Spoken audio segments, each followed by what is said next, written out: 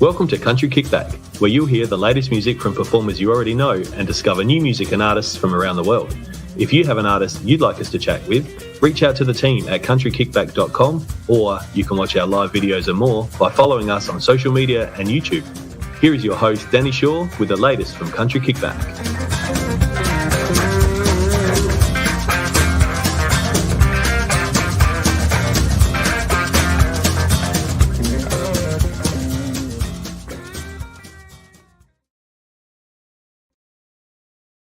Hello.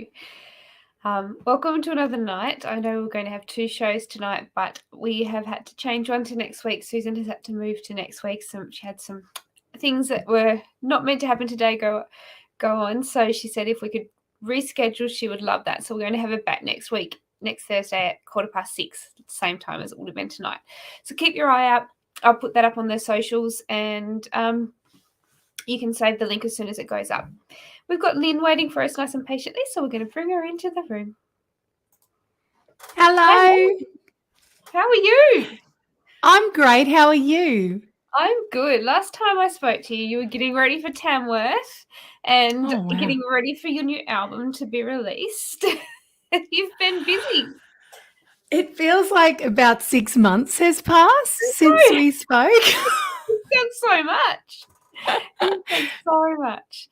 How does it feel to have your music, your whole album out there for everybody? It's been coming for so long. It feels really good. It's an amazing thing, you know. It still doesn't lose its momentous feeling when you release music. For me, I've been doing this, like I won Star Maker in 97. Yeah. So it's been 25 years since I won Star Maker, and which still doesn't feel right. But anyway, and I still get the butterflies in my belly when I release new music, and I still want to, you know, make people feel something. Yeah. And this album is I'm particularly proud of this record for so many reasons, but I just think that the songs on here are really strong and powerful, and I just love everything about it. It is a beautiful album, and honestly, I don't think I can pick a favorite on there. I can't. I normally can, you know, you have your different times you listen to an album, and certain songs, I think it's a lot to do with the moment and what you're feeling at that moment. Certain songs stand out when you play it, but it just doesn't. It's just a great album. It's so easy to listen to, and there are some lovely messages in there too, which is beautiful. Thank you. I'm glad that you can't pick a favorite. That's really cool. I have the same issue. It changes from week to week, but I think one of my particular Kaz Johnson. You see that? Yes, I just came up. That's right. She was not the youngest person, exactly. Yes, I was 5. Doing very well. One of my absolute favorites, apart from the title track, Wiser, is probably The Things That I Know Now, because it took me about 3 or 4 years to finish this song. I was, I started it in Melbourne on tour with BBU, and it's a love letter to my younger self, basically. Yeah, that's one of my favorites, and I co-wrote that with Damon Morton, Kelly Cork, and Kevin Bennett, all in different states at different times over that 4-year period. That is beautiful. And I guess in that time that you were writing it, a lot of things would have changed. And as you were writing that song, the things that you know now would have been growing as well as you were doing it. Oh, gosh, yeah. Like COVID. Like who knew that was coming? Who knew? It's just crazy. And I think back to the Tamworth before COVID, because it was only really a few weeks, and we were all in Tamworth. We were all, you know, it was such a great time, and it had started raining. Everyone was excited, and it was all going on around us in the world, and not one of us had this understanding of how it was going to impact us in just a couple of weeks from there. I know. Well, Lukey and I were going to go out on tour. We just won a Yes. couple of golden guitars. We were like, life is easy. Life is good. Yeah, and then just because we were all feeling that and thinking things are going all right, it had to surprise us. And look, you know. We're better. We're better for it. We're here. We know what we appreciate it so much more now. Yeah, I think so. And that when I was collating Wiser, because a lot of the tracks I wrote during that lockdown period, Yes. but you know, I also have gleaned a couple of songs that are about 10, 15 years old as well. And I think that the general gist of this record is, you know, to have faith and be grateful, because you know, hindsight's 2020. And there's not much you can do about it. You just gotta actually enjoy the now that you're living in, and be prepared to put yourself out there and have a go. I always have this thing in life. I don't think we should ever have regrets, because it's happened. You can't change it. All you can do is learn from it and grow from it, and it makes you who you are at the time. So whether it's gone well or it's been what you wanted or hasn't been, you can't regret it. You've just got to go, all right, we'll learn from it and have fun no matter what you're doing. Oh, look, I do regret my perm in 98 though. I really do. I'd love to see a photo of that. Do you remember when they did that? They used to put that cap on your head and pull it through with a crochet hook. And then on fine hair too, like I have baby fine hair. Yes. And then they'd bleach it. Oh, wow. I did not see you with the perm. I love it. There's a picture of me and Keith Urban, and his hair is just as bad. And I won a talent quest, and he's handing me the award, and I actually cut the picture up because we both look so bad. And now I regret that. Now you regret that moment. Oh, I'm not meant to regret things. I remember perming my grandmother's hair in those times, and yes, the cap where you had to pull it through and put the treatments on, but she didn't bleach it. She stayed with. She didn't go the whole hog. No, my grandma used to go purple. Oh, that was different. Yeah. Not on purpose. I'm pretty sure it was the toner. just own it. Why did we do first? What were we thinking? I don't know, but it was big. It was so everybody had them. Everyone did. Kylie Minogue had a perm, so I was going to have a perm. It was the in thing, and never again. Some fashions come back, not the perm. The mullet's coming back, but not the perm. This is true. We have not learnt from our mistakes. Now, Wiser, tell us about Wiser and the start to finish. You were saying some of the songs were old, some of them are over COVID. You have not released music for quite a while. You've been helping others and things. So this has obviously been building up. What was the best thing about putting this body of work together? Because I know you would have had so many songs that you've written and you would have had to choose through them. Yeah. I did have... Okay, the process. Well, I remember pretty much most of what I do involves Damon, my partner, and also my co-writer and my manager and sound engineer. He's kind of everything.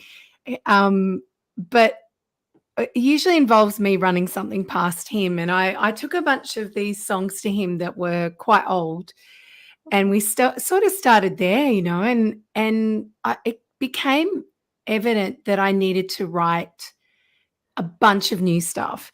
Yeah. And it was actually a way of doing something over COVID. I was just really bored. I'd watched so many like things on Netflix, back-to-back seasons of stuff, that I realized I was going to I was just going to like disappear into my couch. Yes. And one day I'd be gone. You know, and Netflix would be going, "Are you still watching?" I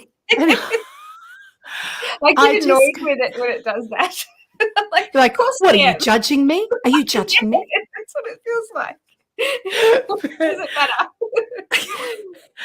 But what happened was I I needed to do something to feel productive. And I got in touch with a friend of mine who's up north, and we wouldn't usually be able to write unless I was touring. And I said to her, do you want to try co-write over Zoom? Now, I had a massive Zoom phobia until this point about co-writing. I thought it was just not cool. I tried to write with someone before using the platform or a similar platform, and it was not good. Right. But this time I think I was very comfortable and I was determined. So I spoke to Peter Sheree-Peters, and that's when we wrote Best of Me, which is on the record. Yes. And it's about frenemies. And something happens when you get to a certain age.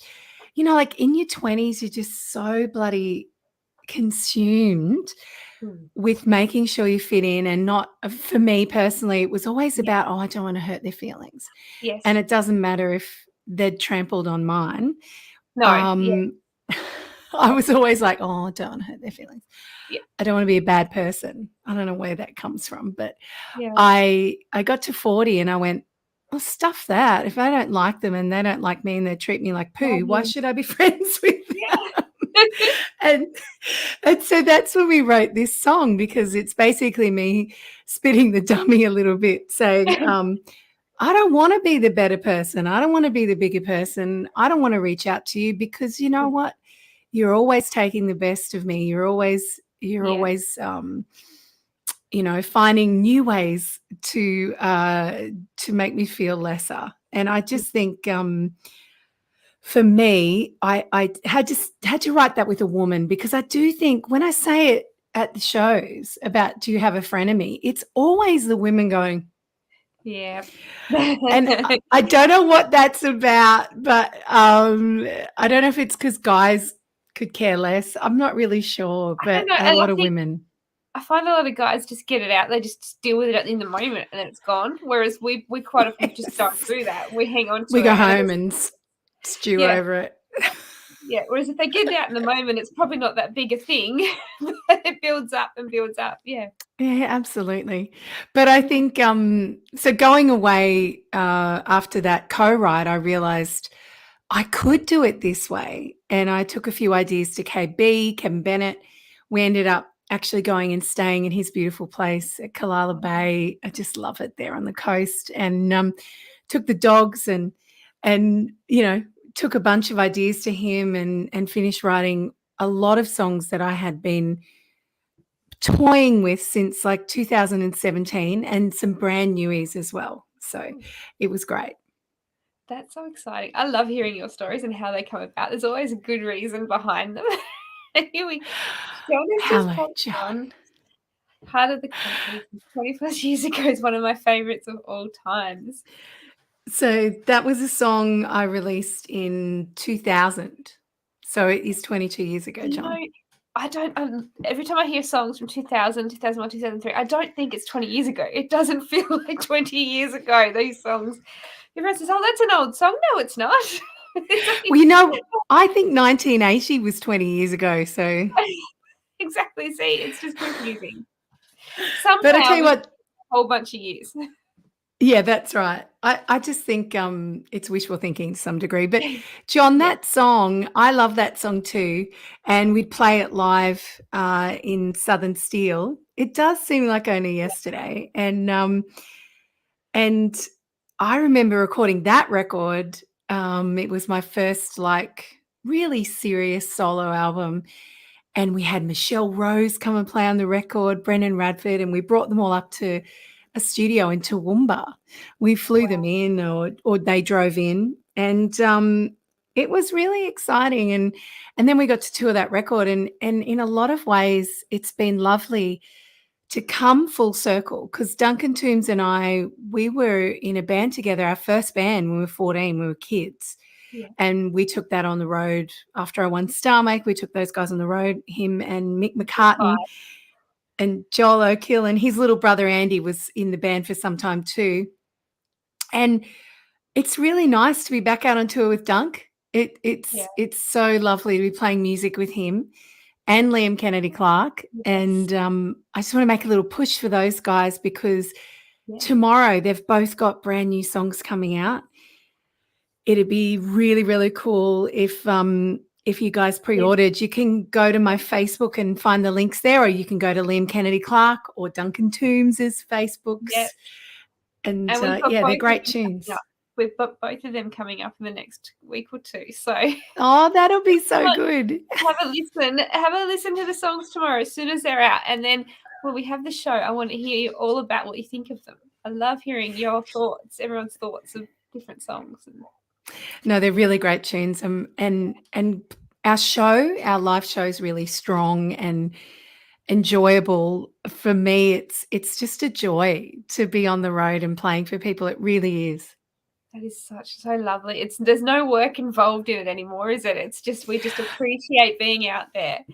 Yeah, I mean the work is, the driving to, the setting up and all that jazz. Yeah. But honestly, it's it just feels amazing to be out on the road again, to be singing to real people. Yeah. Not that people aren't real on Facebook, but it is very different.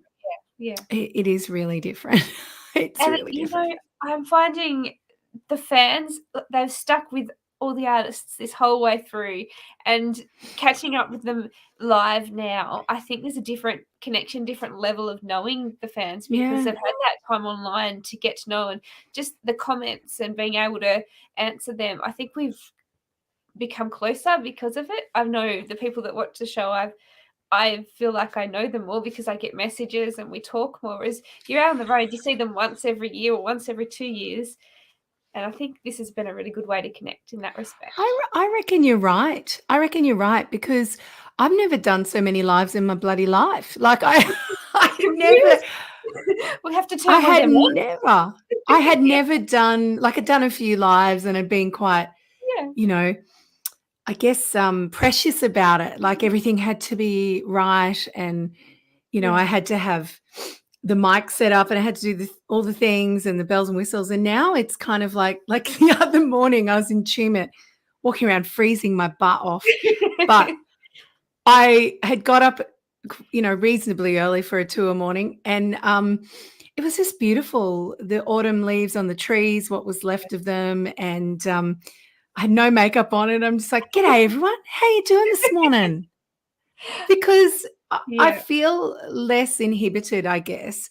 And people are far more likely to comment and chat to me, like you say. I do believe it is. Yeah. It is a powerful thing. And when we meet people out on the road, it's 2 or 3 minutes each person because you got lines and you're trying to make sure that you get to see everybody. On here, you can get all these comments in tonight's show, and we might not be able to comment on them all straight away, but we can get back to them. It's not all in one block, which I think is nicer too. And I recognize the names. So if someone says, like I met a fan in Leichhardt the other weekend who I hadn't ever met, but I felt like I'd known her because she was always typing on my Sunday morning lives. Kaz is talking about the Sunday mornings that I do on my front balcony and annoy my neighbours. And when I saw her, I was like, oh my gosh, I know you, and it just felt really nice. Isn't it beautiful? Because I'm the same. I have so many people, and because we're stuck so long, it's so lovely when you meet them in person. You don't think it's a first time meeting. You feel like you've met. Absolutely not. I have students because I teach singing as well in between touring. And I have a student. Time. Well, yeah, that's part of the problem. But anyway, and I have a student I've never met in real life who I'm meeting at a songwriting camp next weekend in Victoria. She's from South Australia. I'm in New South Wales, and we're meeting in Victoria for the first time, which would be lovely. But she's coming to the Carter and Carter songwriting camp that I love to do. It's week after next or something. There's a whole other level there for her to just to not be able to meet you in person and to do singing with you. That's a whole nother, just make another pressure for somebody who doesn't know you and then has to sing in front of you to learn. That's a whole nother level as well. I don't know. Singing's a very personal thing. I think you're absolutely right. It's it can be really nerve-wracking when you're singing for a teacher or someone one-on-one is way worse than a massive room full of people. I don't know why. It just can be. And so I'm always pretty aware of that with my lessons to try and be kind to my students, because I think, this takes bravery. Exactly right. 100%. It's lovely to hear. Now, in Tamworth, you were inducted into the Australian Country Music Hands of Fame. How did that feels like, honestly, I was surprised when I heard it, because I'm like, surely she was already in that, and then I'm sort of thinking of what the name and I was like, no, she's not. I was surprised. And how did that feel to finally get to do that? It was actually, I don't want to take anything away from winning a golden guitar, but it was just as exciting for me. Like, it was kind of, I'm actually going to text Damon and see if he'll bring the little thingy in to show everyone. Lovely. So one sec. I love that. He's in the house. We're just going to send him a message. Well, he may not be watching. He's probably sick of my face. Just sing out. No, it was, honestly, I went to the Hands of Fame Park when I was 14-year-old me. Oh, here he is. Hello, my love. Hi. Thanks, babe. He doesn't talk to Thank people. you. The camera is not into that. So when I was a little girl, one of the first things we did when we got into Tamworth was check out the Hands of Fame. Mm-hmm. And it's grown now. I think there's like 300, but I reckon there was probably half that when I was a kid. And it felt like touching royalty, because I remember putting my hand in Joy McKean's, and I was little, so I didn't fill it out. And I remember thinking, one day I might fill this out, And now my hand's a bit bigger, so fill it nicely. But I how thought does I'd show you. Know that someday someone's going to be doing that with your hand? I hope so. Yeah. That'd be really lovely, actually. Special. There's a fair bit of pressure there, putting your hand in the cement, because you're like, don't screw this up. That doesn't look easy. It was hard work. I had to but you get this really cool. I don't know. Can you guys see that? Tamworth 22, Lyn Bowtell. Oh, how beautiful! So this is made from the very same wood that the golden guitar's base is made from. Oh, wow! And this is what you sign your name with in the cement. Yeah. Oh, that's beautiful. And then they give it to you in this cool little stand, which looks kind of like a pen. Yeah, and it sits now beside my golden guitars. And I just absolutely love it. It was such a joy. I must say it must be a big job for Lorraine Fitzner and all the guys, who put that together. Cheryl Burns, Barry Harley. There's a whole team of people. There's a big panel, I guess you would say, who worked that stuff out. And it was particularly nice to be putting my hands in the Hands of Fame and putting my name to it on the same day as a couple of my really good mates, people like Luke O'Shea and, of course, Rue Arcus, who I went to the CMAA college with, the inaugural college, which is now the Academy. So that was kind of special, beyond special. Yeah, that is so lovely. I knew that you had the piece of wood to sign, but I didn't realize that they actually gave that to you. It's just such a lovely touch. Me neither. It was so nice. Oh, I love that story. And I can understand that. To me, if to win a golden guitar would be amazing, but that to have the Hands of Fame, because I was like you, the very first time I went to Tamworth, that was one of the first. Peel Street was the first place, because all my life I dreamt of Peel Street, and then I went up to the Hands of Fame and then to the golden guitar. Like, there's a few, you do these rounds of those important first time, and I do remember that. And it does, you get the goosebumps when you're going around it, and the memory. You do, you get the shivers. And I remember Coca-Cola, that was Coca-Cola Park, and there was a stage there, and so we would hang around, me and the guys in the band, because it was walk-ups. and you could just put your name down, and you might have to wait around for 35, 40 minutes or something. And we'd hang out there, and Mick McCartan would chat to the sound engineers, and me and the boys would be hanging out back, and someone would say, "Oh, Dunk, do you want to play guitar for this one, eh?" And, "Oh, yeah, sure." Yeah, cool. And so we would just kind of hang around there for hours sometimes. Yeah. And I would spend a lot of the time kind of wandering and putting my hands in the hands of fame. It was a really lovely How memory. beautiful. Kaz said that she put her hands in on yours. She said she did Oh, it. you did it. How beautiful. That's really cool. What has Ronnie come in? He said, "I always say people come in and go in life, so remember once you've loved them." Yes, that's true. So true. That is very true. We have some lovely people, lots of lovely comments.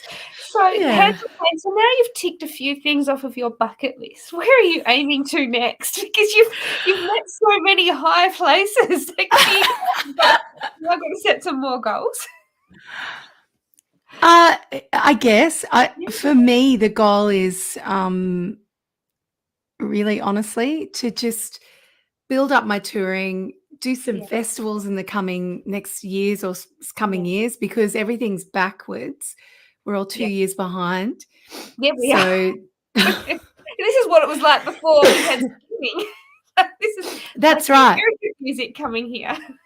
Yeah, so I really want to get back out there and involved in festivals again. And there's, that wait list a little bit, which is starting to ease.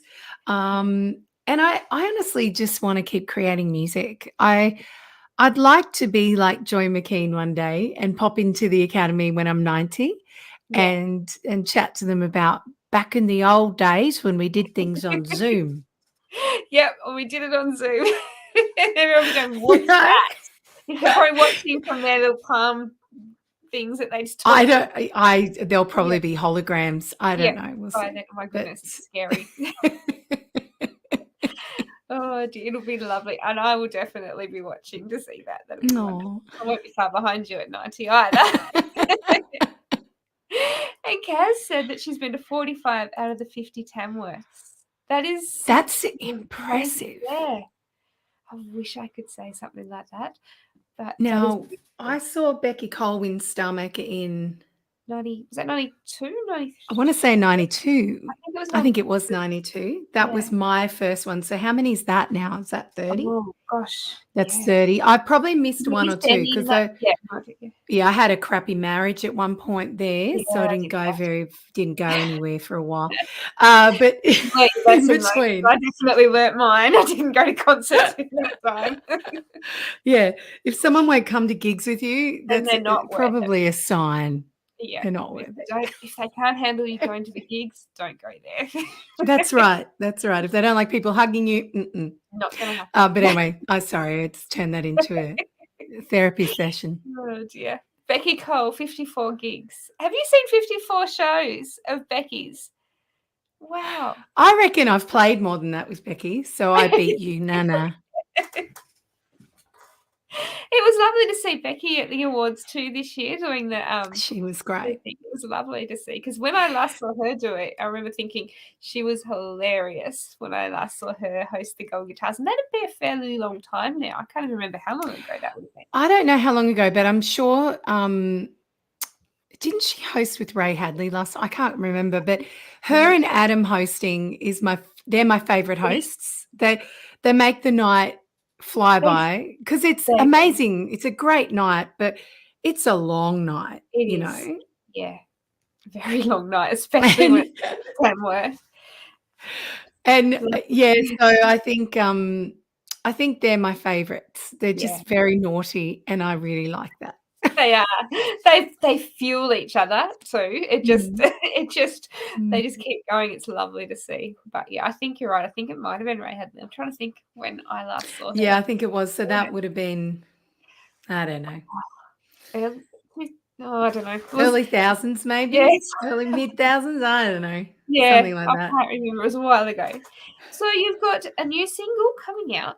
I do. June, and I hope that I'm right because I didn't. You're correct. You're absolutely correct. So actually, how do you? That's a song how do we pre-order that? Because how does it work with the album releasing? And you can still pre-order. You can still pre-save and all that sort of jazz. I'm getting the link through, I think, later tonight, so we'll share that tomorrow. Yeah, share that to me on the page. Yeah, and I'm really excited about this one. This is actually my mum's favorite track on the record, so I'm keeping mum happy. That's the way. And always good to keep your mother happy, I reckon. But it's Marianne the Optimist is this one that's coming out, and that was a title I came up with in like 2017 when I was hanging around waiting between things at The Voice. I just was writing a lot of ideas down, and I kind of knew what I wanted the song to be about, but I wasn't 100% sure on the structure, and I had some ideas, and I just let her sit there for a while, Marianne. She's a character that, well, she doesn't exist, but she's certainly very real. She's that warm hug. She's that woman, that wise woman that you go to when you need advice and you need someone to remind you that it's going to be okay. Yes. And so Marianne the Optimist, it's a cool song. I love it, and I can't wait for you guys to hear it when it comes out next Friday. I cannot wait for that to happen. Now, when you get that link, send it through. We'll post it on the page. Thank you. That we can make sure that you guys pre-save the link, and I might get Lyn to send me the other 2 links too for Liam and Duncan, and we can pop them up on the page as well. So you can just do all 3 at once. That's right. You have nothing to lose. And I can't wait for you to see the video clip for this one too. Yeah. Another Duncan Toombs production, the Filmery. It's actually in a little cafe here in Greta where I live in the Hunter Valley. And there's a beautiful lady called Lyn. Everyone calls her Nanny Neve, and she's basically Marianne the Optimist in person. So it was really great to film it there. It's such a lovely spot. They've got antiques and great coffee and tea, and it's just my kind of place. Did they take some convincing to have them go in the film clip? Because that's quite daunting. It was Damon's writing on here for you guys as wonderful. me. Oh, there we go. There's There's into me already. He's putting already it up. He's good, isn't he? We didn't have to text him this time. No. No, they were really great. It's called the Holy Cuppa, the place where we filmed it. And I know the girls. I've been in there many times when I've been on a dog walk and I've got the 2 puppies and we walk in and try not to break things. And they're just so lovely and they feel like home, you know what I mean? Like it doesn't matter if you haven't been in there for 6 months. They know who you are. They're part of our local community, you know, that they've done so much for people over COVID as well. They stayed open so that the people who were missing loved ones could actually come and feel a part of something, which was just beautiful. So yeah, they were all in. They're like, we're in. I'm like, but you don't know anything yet. It's going to take a whole day. And they're like, yep, we're in. Yep. Okay. All right then. And at least your coffee was nearby. I was pinging after the film clip because we'd had so much coffee. No need for alcohol that day. No, I'm not a very big drinker anyway, so I do love my coffee and tea though. I love my tea. I can't do coffee, but I would be the same on tea. It does have that similar effect. You should try coffee. I managed to get my beautiful publicist, Rebecca Gracie, the Country Journal, onto coffee. Does that mean she was tea only? She's onto coffee. Oh, how did you switch her? Was it a special brand? Oh, just peer pressure, just constant peer pressure, because that's the kind of person I am. No, I actually think she was really tired one day. Yes, because she does get exhausted because that's because she works so hard. That's because she gets up at 4 a.m. And I have to remind her she's not a dairy farmer, but she still doesn't seem to get that. It's good. I like it when she messages at that time because I'm up too and my phone isn't going crazy. So I hear the message and go, oh, I will check that. I like her 4 a.m. texts. But yes, she does. She works very long hours and doesn't sleep. She's incredible. No. So, and now Lyn's tour dates are there as well. So when you finish, when we head off in a little moment, make sure you click on all of those links and you can pre-save and you can check out the tour dates. When are you back on the road? Next weekend. Weekend after next, pardon me. I'm going to look at my diary. Down to the Carter and Carter songwriting next weekend? Yeah, that's what I was thinking of. So I'm going to the Carter and Carter retreat in gorgeous King Lake, which will be freezing, but I have my thermals. I never thought I'd buy thermals, and then I did, and it changed my life. I'm just going to say. I had them on today. On the 17th, on the 17th of June, Friday 17th, I'm going to the Beer Shed in Campbelltown, which should be fantastic. I'm really looking forward to that one. Also, Muswellbrook RSL, just not too far from me, and that will be lovely. I haven't done that venue before, and I've already got so many poster pals and people getting involved. It's going to be lovely. And then Armadale Bowling Club on Sunday the 19th. So that's an earlier one, so that because it is a work day the next day for most humans, not musos. So we're doing that one early, and that'll be just lovely. Again, it'll be so good to do these venues, to get out there and see people, especially local people who live near me. What an idea. How beautiful. And you can go home when you're finished. That's right. I don't have to. I remember thinking, hang on, do I have to book a com? And I was like, oh no, it's Sydney, Muswellbrook, Armadale. I'm fine. Do all of those. Yeah, but I'm really looking forward to it, and we'll be out on the road again with Liam and Duncan. And geez, I love playing music with those boys. It's just so enjoyable, and I listen to both their sets every night. Like I have to stop myself singing too loud doing harmony, because I love their songs. And I'm, as I said, I really truly am very grateful to be out there playing music. And I urge you all to get your tickets. If you're planning on coming, if you're thinking about going to see some live music, get your tickets early. It stops us having a heart attack. Yes, it does. Going, are 6 people coming tonight? Really? It'd be great. And it always gets better, but you still can't help about that stressing whenever I've done shows here. And I know people have messaged and said, we're coming, we're getting our tickets, but you still, until that number's crossed off, it just doesn't sit right. You're just nervous right up until yes. And we've been trained to stay home, and COVID's done that, and just getting people to get out there and see some live music. It will be so good for your soul. If you haven't yet, get out and do it. It's surprising the amount of people in the audience. And I say, is this your first gig? They go, yeah. They put their hand up. It's their first gig since COVID. So it's just, so important that we keep our live music scene alive. Yeah, and it's good for us in general just to get out. And I know I get that, wanting to stay home, and that it is scary going out into the world when we've been locked up for so long, but it's worth it. You just feel so good. You feel so good hearing and seeing live music. And we've all learnt to be pretty good at social distancing. So if you're worried about that, you can still social distance, still wear a mask. I'll sign your mask for you if you like. And we'll try and get it without. Even if you don't want me to, I'll just start signing. Just do it anyway. Yes. Well, thank you so much for joining us again, Lyn. It's always lovely to talk to you. Likewise. Always goes so quick. So thank you for breaking. I know. I can't believe we've been chatting nearly 40 minutes. I know. I'm like, oh, that's all right. 20 minutes. Sure. Have we gone too far? I've shows that we mostly do that nowadays, because I just have so many people and they've got so much going on now. So we've got to talk about it because we're out and doing things. It's good to be back out there. It really is. So lovely. Well, thank you everybody for joining us. We have got next week. I think Liam is booked in for next week, and I actually think Duncan might be next week. But we've also got that's so cool as well. So I'll pop the ads up as soon as I get 100% confirmation, and you can click on the likes. But in the meantime, Scott's got some amazing stuff that he keeps posting through, so you can look at those and see who else is coming up as well. Thank you again, Lyn.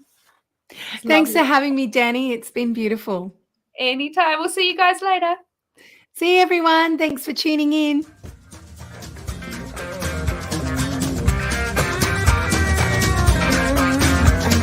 Thank you for listening. We hope you've enjoyed today's program. See you next time with the latest